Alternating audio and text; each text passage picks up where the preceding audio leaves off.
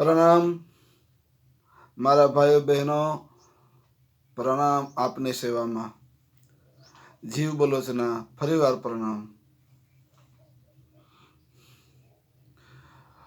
विश्वना मोटा मोटा माथा फरेल तानाशाहोनी જરાક આજે વાત કરવી છે તમને મારે। વિશ્વના મોટા મોટા તાનાશાહોની આજે મારે વાત કરવાની છે તમને મારા ભાઈ બહેનો।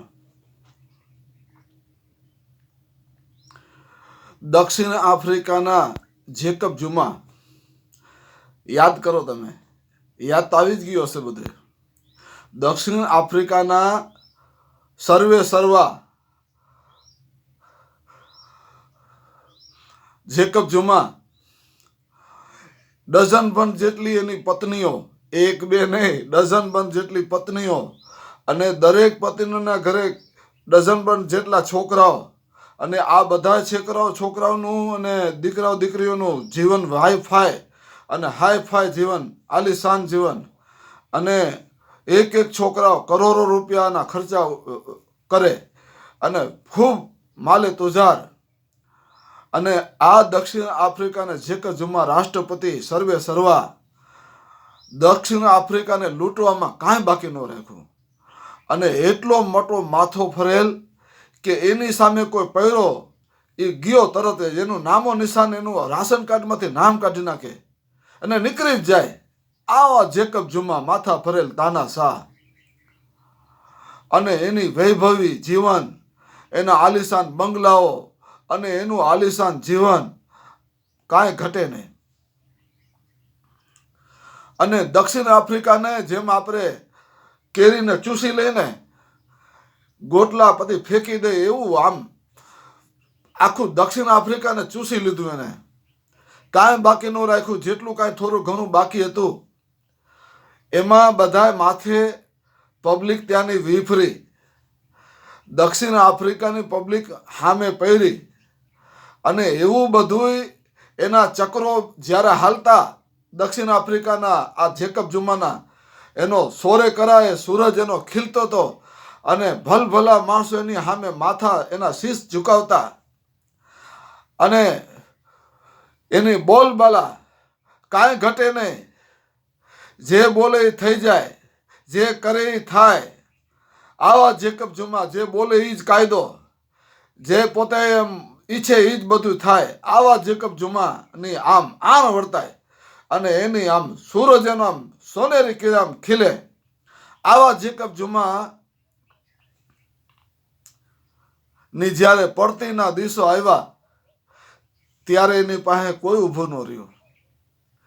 એ બધી જેની ઉપર એને ગર્વ હતો કે આ મારી શક્તિ, આ મારી શક્તિ, આ મારું આમ, કોઈ ઊભું ન રહ્યું એની સામે। આંતરરાષ્ટ્રીય અદાલતની સામે ખટલો ચાલ્યો જેકબ ઝુમાનો, અને એવો જરબે સલાહ ખટલો ચાલ્યો કે જેકબ ઝુમાના બચાવના જે બધા પાસા હોય બધા વિફળ થઈ ગયા, એમના વકીલો પણ બધા ચતભ્રમ થઈ ગયા, કાંઈ ન રહ્યું હવે બચવા માટેના રસ્તા। એ આંતરરાષ્ટ્રીયની અદાલતની સામે મુજરીમ બનીને એને ઊભું રહેવું પડ્યું। એનું બધું આલિશાન બંગલાઓ, જેને બહુ લાંબા સમયથી રાજ શાસન ચલાવ્યું હતું, અને આ રાજ શાસનમાં એને જે દેશને લૂંટીને બધું એકત્ર કર્યું હતું, એ બધું જામ ઘાણીમાં પીલીને આપણે તેલ કાઢીને એમ આંતરરાષ્ટ્રીય અદાલતે એને જેકબ ઝુમાને ઘાણીમાં પીલીને બધું કાઢી લીધું। જેટલું હતું એ બધું લઈ લીધું, ધૂળ ધાણીને વા પાણી જેવા હાલ થયા જેકબ ઝુમાના, અને અત્યારે કઈ જેલમાં હરી રહ્યા છે જેકબ ઝુમા કાંઈ ખબર નથી। ફાંસીની સજા આપી દીધી કે મરી ગયા, રામ બોલો ભાઈ રામ થઈ ગયું, શું થઈ ગયું કાંઈ ખબર નથી મને, પણ એટલી ખબર છે કે એનું બધું પૂરું થઈ ગયું, વિસર્જન।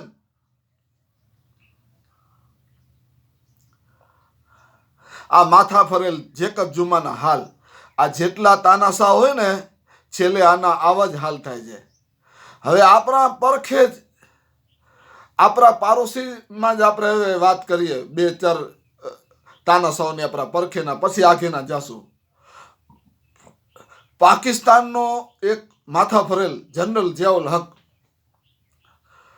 અને એને એવી આણ વર્તાવી દીધી, જે બોલે એ જ થાય, જે કરે એ જ થાય, અને કાંઈ ઘટે નહીં.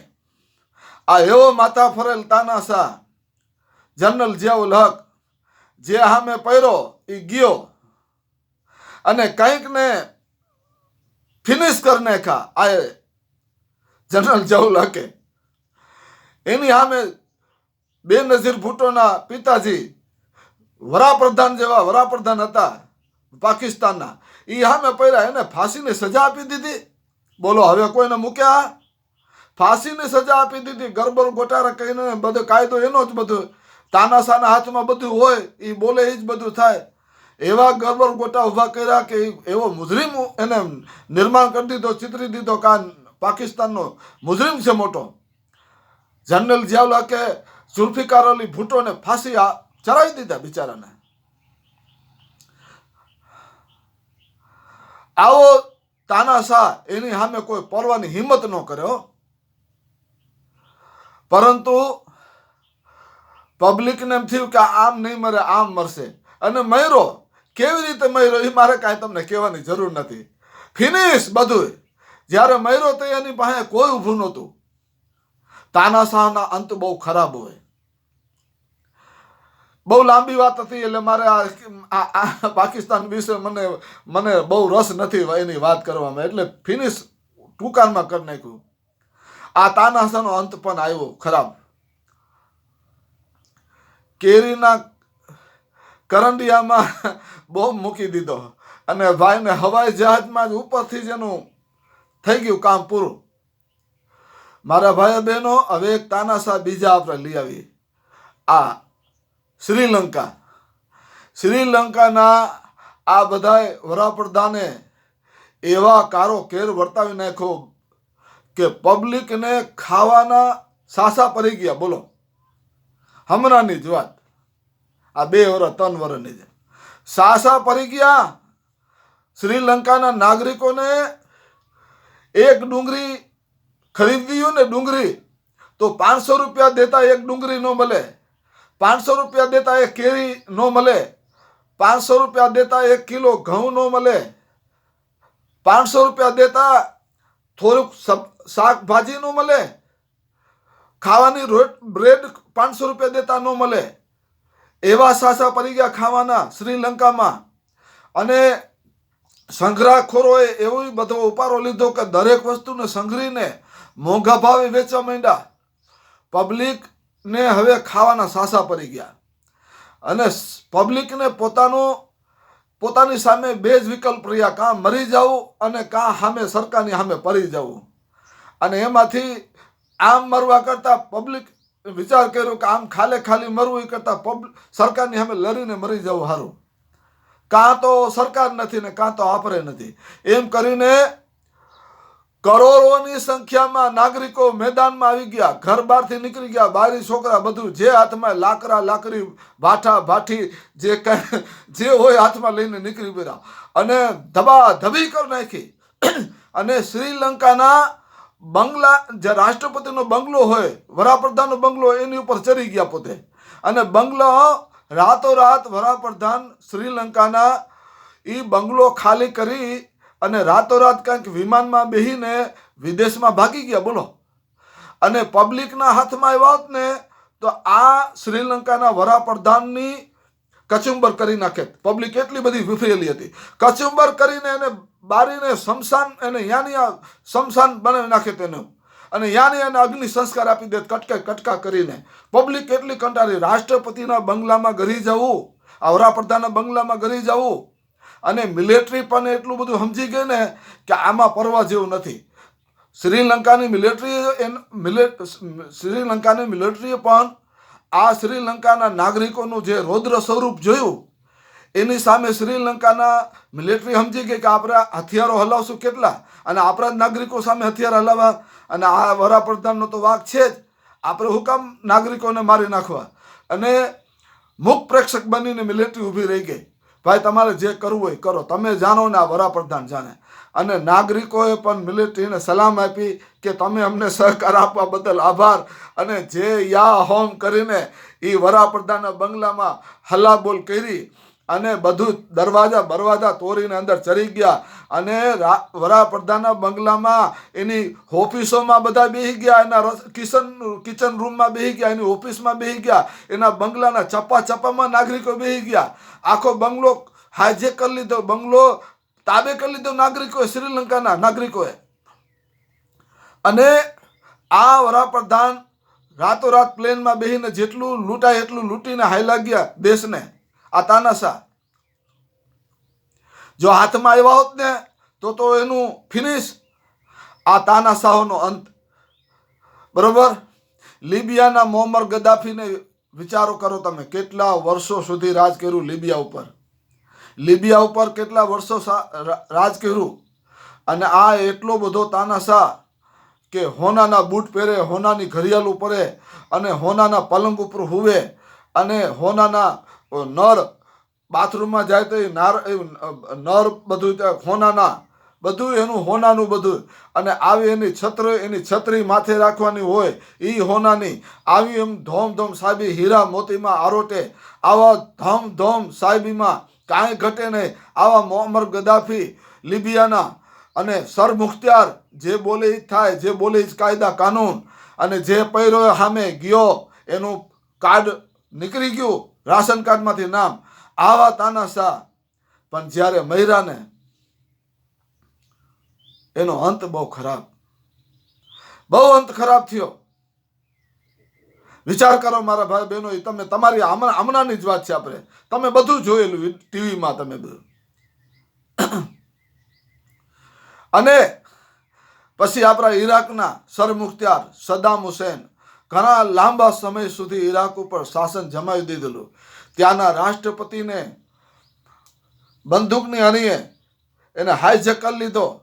અને રાતોરાત આ મિલિટરીનો એક નાનો અફસર સદ્દામ હુસેન રાતોરાત પોતાના હાથમાં શાસન લઈ લીધું. અને પછી તો એવી આણ વર્તાવી દીધી કે સદ્દામ હુસેન ઈ જ ઈરાક ને ઈરાક ઈ જ સદ્દામ હુસેન. સરમુખ્તિયાર જે બોલે એ જ કાયદો, જે કરે એ જ બધું, બાકી કાંઈ ઘટે નહીં. જે સામે પહેરો એ ગયો કામથી. આવા સદ્દામ હુસેનના આખરી દિવસો કેવા થયા, એનો અંત કેવો થયો મારા ભાઈઓ બહેનો, વિચાર કરો તમે.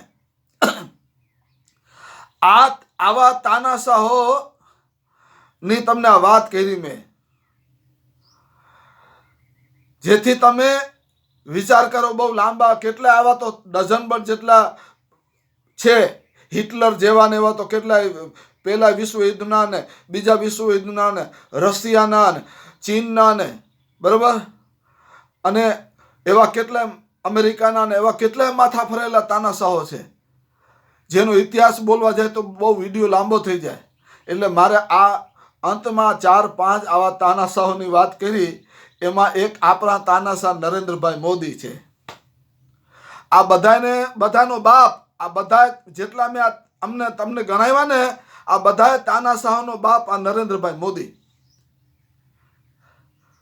પોલીસને વશ કરીને બેઠા છે, પોલીસ પ્રશાસનનો ગેરઉપયોગ કરી રહ્યા છે. સીબીઆઈને ગુલામ બનાવીને, પાંગરી બનાવીને પોતાના વશમાં રાખી છે. જેટલું કહે છે એટલું કરે છે. સીબીઆઈને પોતાની કઠપુતળી બનાવી નાખી છે. ચૂંટણી પંચ, ભારતનું ચૂંટણી પંચ આયોગ, એને પોતાની કઠપુતળી બનાવી લીધી છે. અને લગભગ બધું જ સરકારી પ્રશાસન પોતાની કઠપુતળી બની ગઈ છે. જે ઈચ્છે એ ધારે એ થાય. અને મીડિયાઓને, પત્રકારોને કંઈકને જેલમાં નાખી દીધા છે. આ તો હું કફન બાંધીને તૈયાર થઈ ગયો છું. મને ખબર જ છે કે આ કાબર ચિત્રો મને મારી નાખવાનો જ છે. મને નહીં મૂકે. લગભગ તો 2024માં જ મારું કાંઈક કરશે. મને ગમે આ જેલમાં ગોંધી નાખે, મોટી લાંબી જેલમાં, અને ગમે આ મારું કાંઈ કાસર કાઢી નાખે. આ બધા કાબર ચિત્ર મને ખબર જ છે. મારા અંતની મને ખબર જ છે. પણ હું મરવા તૈયાર છું. પણ હું સત્ય બોલતો રહીશ. આ કાબર ચિત્રો કહીશ. આ ગુનેગારને હું ગુનેગાર કહીશ, આ અપરાધીને અપરાધી કહીશ. પરિણામ મારું જે આવે હું ભોગવવા તૈયાર છું.